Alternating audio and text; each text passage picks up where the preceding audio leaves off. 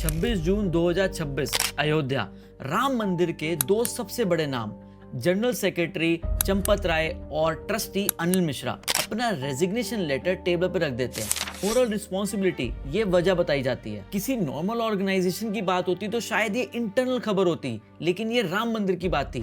और जिस दिन रेजिग्नेशन दिया उससे एक दिन पहले ही एफआईआर होती है जिसमें 8 लोगों के नाम होते हैं। बैंक के आउटसोर्स स्टाफ से लेकर ट्रस्ट के भरोसे वाले लोगों तक 8 नाम। लेकिन असली ट्विस्ट ये है कि जो अब 2026 में ब्रेकिंग न्यूज बन के सामने आया है, इसकी वार्निंग 2021 में ट्रस्ट को दे दी जाती है। तो सवाल ये नहीं है कि पैसा गया कहां, सवाल ये है जब करोड़ों डिवोटीज का विश्वास एक ट्रस्ट को दे दिया गया, तो जब पहली बार 2021 में वो अलार्म बजाया तो उसको बंद क्यों किया गया।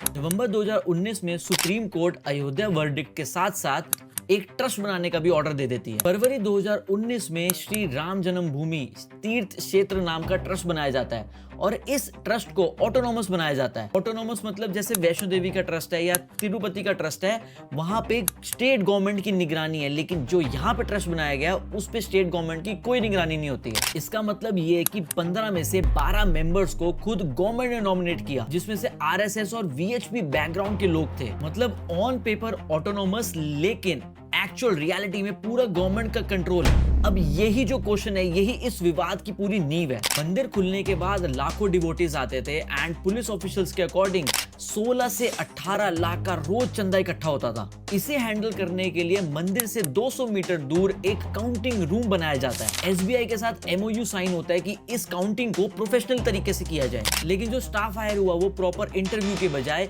सिफारिश से, इंटरनल जान पहचान से हायर हुआ। इसी वजह से एक ही एक्सटेंडेड फैमिली के लोग, जीजा, साला, भतीजा, सब के सब इसी काउंटिंग रूम में आ जाते हैं। मई 2026 के आखिरी हफ्ते में ऑफिशियल्स को एक डाउट होता है कि जितना चंदा हमें डोनेशन बॉक्स में दिख रहा है, एट द एंड आते आते उतना बैंक डिपॉजिट में मैच नहीं हो रहा। रिपोर्ट्स के अकॉर्डिंग जो डेली पैसा गायब हो रहा था वो 6 से 8 लाख रुपए था, जो डेली कलेक्शन का एक बहुत बड़ा पार्ट था। खास करके 500 के नोट्स की गड्डियों में सबसे ज्यादा फर्क दिख रहा था। इसी शक को देखते हुए ट्रस्ट ने सीसीटीवी कैमरास के बावजूद, जो काउंटिंग रूम था उसमें सीसीटीवी कैमरास लगे हुए थे, उसके बाद भी हिडन कैमरास लगाए गए ताकि पता लगे कि एक्चुअल गड़बड़ चल कहां रही है। एक हफ्ते बाद जब फुटेज चेक की गई तो ऑफिशियल्स के होश उड़ गए। अब जो काउंटिंग रूम में एक्सटेंडेड फैमिली के लोग थे वो आपस में एक दूसरे को जानते थे और साथ में भी और साथी थे।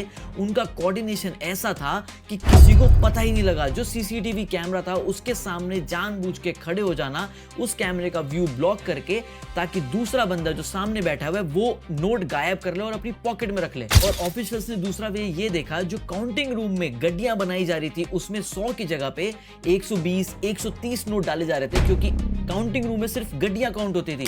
और उस कैश को जब बैंक लेके जाया जाता था तो रास्ते में वो रुक के उन एक्स्ट्रा नोट्स को निकाल के अपने पास रख लेते थे। इंटरेस्टिंग बात यह है कि जब ये मामला सामने आया तो उसके बाद डिपॉजिट्स बढ़ गया, तो ये क्लियर शक जा रहा था कि पैसा तो बहुत ज्यादा गायब हो रहा है। 25 जून 2026 को अयोध्या के कोतवाली पुलिस स्टेशन में एक एफआईआर दर्ज होती है। ट्रस्ट मेंबर कृष्ण मोहन की कंप्लेंट पर एम्बेजलमेंट, फ्रॉड, क्रिमिनल कॉन्स्पिरेसी और ब्रीच ऑफ ट्रस्ट की धाराओं पर 8 लोग गिरफ्तार होते हैं। अविनाश शुक्ला, अनुकल्प मिश्रा, लवकुश मिश्रा, मनीष कुमार यादव, करुणेश पांडे, रामशंकर मिश्रा, सुभाष मिश्रा और रामशंकर यादव, जिन्हें टिन्नू के नाम से भी जाना जाता है, और जो चंपत राय के पर्सनल ड्राइवर भी हैं। जब पुलिस इन लोगों के घर पहुंची तो उनको वहां पे 80 लाख से ज्यादा कैश मिला, 1100 यूएस डॉलर मिले, सोना मिला, चांदी मिली। और मैं बता दूं कि ये 8 लोगों का कंबाइंड है टोटल, जिनकी सैलरी सिर्फ 12 से 15,000 रुपए महीने की है। एक एक्यूज्ड अविनाश शुक्ला के अकॉर्डिंग ट्रस्टी अनिल मिश्रा इस पूरे ऑपरेशन के पीछे थे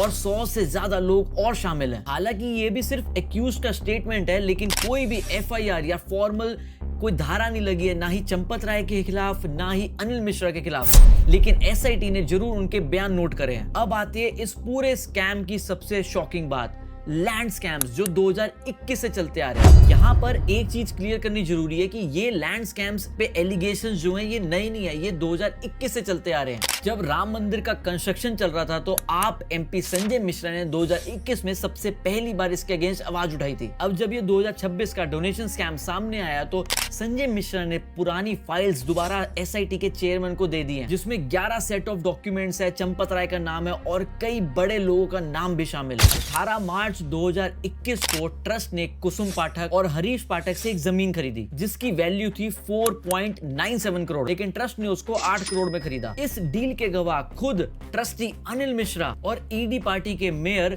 ऋषिकेश उपाध्याय थे। एक जमीन जो सुल्तान अंसारी और रवि मोहन तिवारी ने 2 करोड़ में खरीदी, उसको 5 मिनट बाद, महीनों बाद नहीं, दिनों बाद नहीं, 5 मिनट बाद 2 करोड़ की जमीन 18.5 करोड़ में ट्रस्ट को बेच दी। एक जमीन जिसकी कीमत 9 करोड़ थी उसको ट्रस्ट ने 55 करोड़ में खरीदा। एक और जमीन जिसकी मार्केट वैल्यू 3 करोड़ थी उसको ट्रस्ट ने 24 करोड़ में खरीदा। और ये जमीन नाजुल थी। नाजुल जमीन का मतलब ये जमीन ना ही आप खरीद सकते हो ना ही आप बेच सकते हो।